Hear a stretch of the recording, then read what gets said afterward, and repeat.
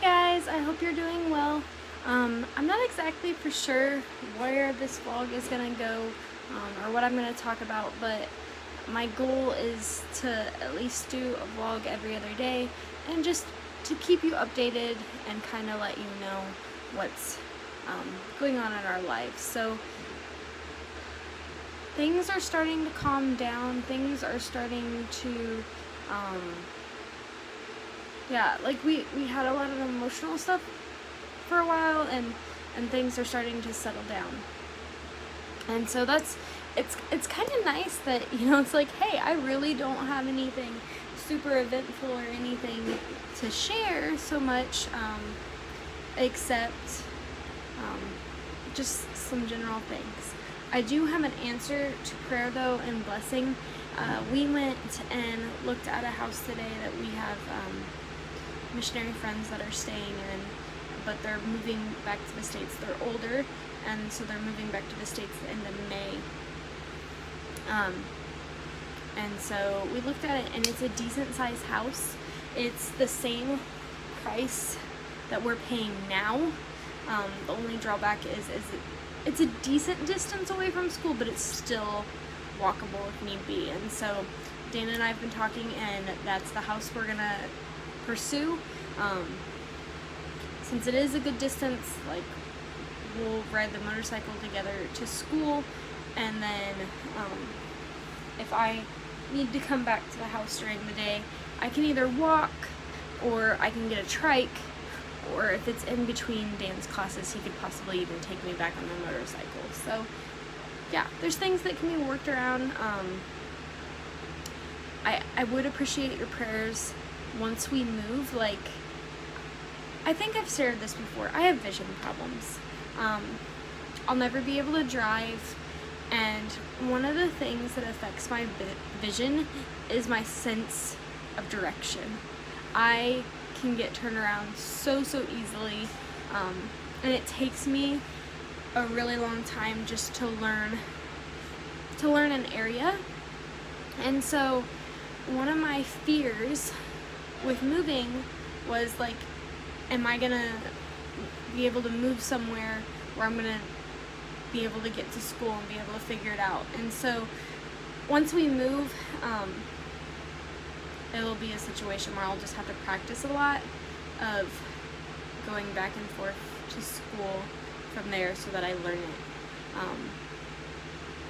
We're also considering having all three of us, Dan, me, and Thomas, going back to the States this summer. There's still a couple of things to iron out with that. We have no guarantee of how long we'll have the girls. Like, they're foster kids, so we could have them until March, we could have them longer. We just don't know. And so we're trying to make some concrete things for the three of us as a family. And one of the things we would really like to do is we're going to move at the end of May, get things in the house, and then go spend some time in the States, and then hopefully get back in enough time to rearrange the house and also learn the route back and forth from school. But yeah, we have a few main reasons we want to go to the States. One, we miss family. The school year is 10 months, and so we have 10 months away from family, and then we have 2 months, or a little less than 2 months, with family. And that's just time that we really enjoy. That's time that's just really precious. And we have not been approved to adopt. Like, that just is not looking like it's in the cards for us. And with just not knowing how long the girls will be around, we do have some options that if we do still have the girls, of some different people that they could possibly stay with. And so that's a blessing. And we know the Lord will just figure things out. Like, I'm learning that it's okay just to possibly have one child. Like, Thomas is a blessing. He's been a joy, and he continues to be a joy. And who knows? Maybe the best thing for us and him is for him to be the only child. Maybe the thing that is in the cards for our family is to just foster it and, you know, not adopt. I know and understand, like, fostering is hard. Like, once they leave our home, that'll be hard. But we're trying to remember and understand any time that you get to spend with a child is time that you've impacted them. And, you know, that you've touched their lives and gotten to be a part of their life. So, no matter the amount of time, it's still a blessing. And so, yeah, we pretty much know where we're moving, as long as the landlord gives us the thumbs up on that. And so that's exciting. It was exciting to hear that the people that live in that house, they've been there for 10 years. Okay, guys, this is our 5th year here, and this will be our 5th move. So we have not had stability or just the same situation. So our hope and prayer is we'll move in May. We'll be in that house the next school year, and then we'll go back to the States for Thomas's kindergarten year. And hopefully we can find somebody to stay in the house that we're moving into. And so I think that year in the States will be a blessing for Thomas. Hopefully we're praying that he'll get to see snow, because he's been talking about snow constantly. We're just praying that it'll help develop his speech, and then he'll just, you know, have a great kindergarten year. And just some great time to spend with family. Like, right now we have 2 nephews and 2 nieces, and by then, like, who knows, we could have more. And so just to get to see them and be a part of their lives, and yeah, we're really, really learning to love the people in your life for the moment that you have them. Because when you're a missionary, that amount of time just looks different for everybody.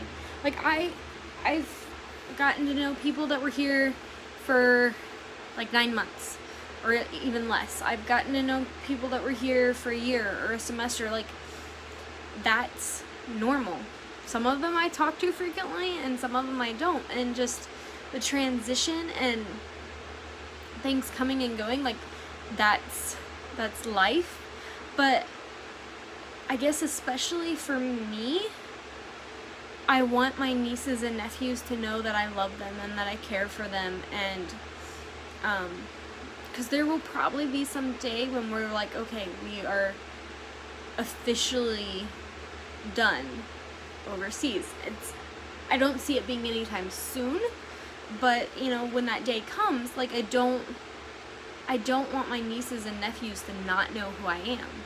You know, I want to make sure that we have at least somewhat of a relationship build up so that they know who we are, and so that Thomas has a relationship with them, and, you know, if we have any other kids, so that they have a relationship with them. And so, yeah, like,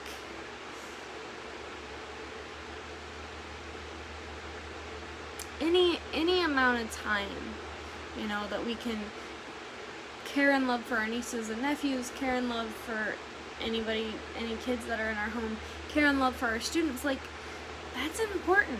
You know, I've really opened up to my 8th graders this year and my 5th graders this year, and I feel like a family. Now, I'm thankful for the different things that have happened in my life for that to happen. Like, I feel closer to my students now because of the twins. Now, granted, I know that they think that the twins are cute and they want to spend time with twins, and it's not really me, but, like, that's fine. I think I've been able to bond with my students on a different level because of the twins.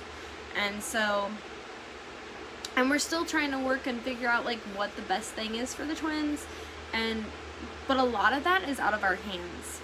We don't have control over it, and I feel so bad for everybody that's like, so any update on the twins? Like, do you know what's going on? Because I don't, and I'm sorry. I'm sorry that I don't.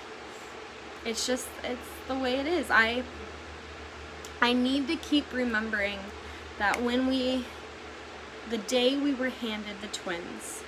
So we were handed the twins on Thanksgiving Day in the United States that evening. And the social worker had mentioned that their case was complicated, and I said, okay, I'll just hold and cuddle and love the twins, and you figure out everything else. And that's what I need to do, you know? And that's what Dan and I are trying to do with the very best of it. Dan has really stepped up and been amazing. We went and took the girls to get shots today. Whew, fun. At least they only had one shot each. And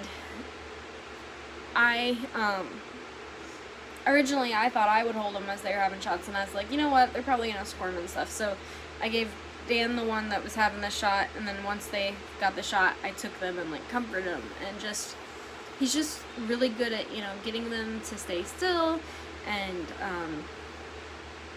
really good at making sure, like, if they have different things on their skin or things that they're dealing with that need medicine or whatever, he measures out their medicine really good. Each girl has something going on behind her ear, and so he put that cream on their ears, and just yeah, he's done a really, really good job of stepping up. And even though, you know, we've both had our moments of frustration in the process, like, it's been amazing just to see how much he cares and loves for the girls, and cares and loves for Thomas, and yeah.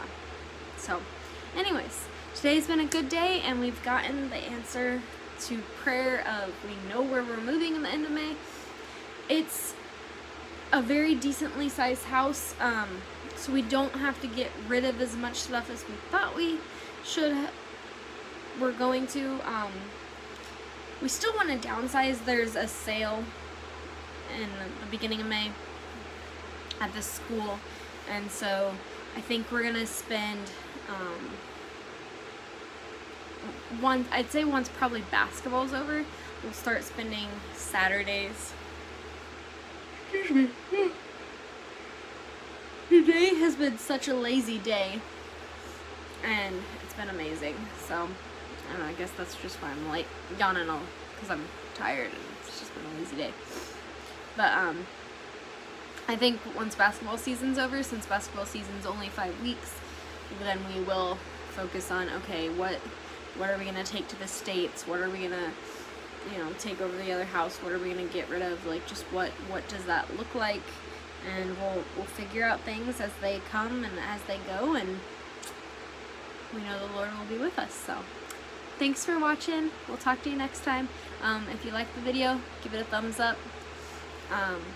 Don't forget to subscribe if you want to be a part of this community, and comment if you have any comments, like, have you had frustrations with moving? Have you, you know, lived somewhere for 5 years and had to move 5 different times?